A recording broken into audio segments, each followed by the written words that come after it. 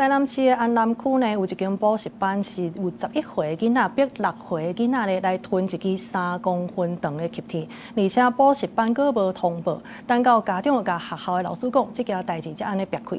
教育局是查到这间补习班呢是有3项违规，所以会甲罚钱，嘛要求改善。 对电工的画面通看到有一条长长的物件，这是一个3公分的气体，竟然会伫一个6岁查甫囡仔身体内底，互医生检查到。家长表示，这阵气体还搁伫囡仔的身躯内。家长讲，这代志发生的原因，就是台南安南区一间补习班1月27日下晡，那像是发生学生甲学生去冤家，一个11岁囡仔逼6岁吞气体落去，互家长甲社会拢真注意。睡到一半都会突然起来，起来说。 我磁铁会不会一直卡在肚子里面？我们就是跟他说会排出来，但是他还是会很害怕。体班的负责人也都没有出来慰问过我们。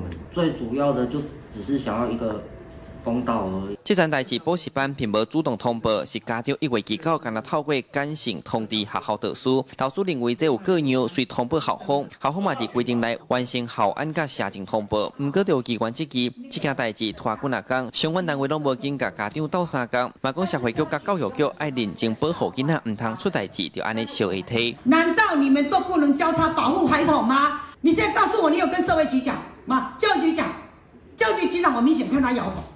那教育局28号就已经通报了，你们在做什么？安亲班的业务，这个违反规定。第二个呢，聘用呢就是没有登录的教职员名单，这个违反第2件。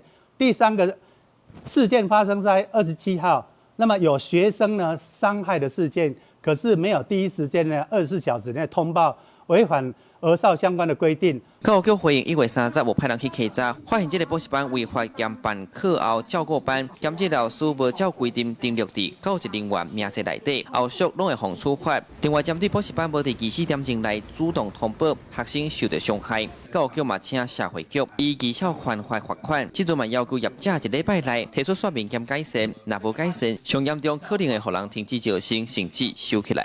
记者苏台南采访报道。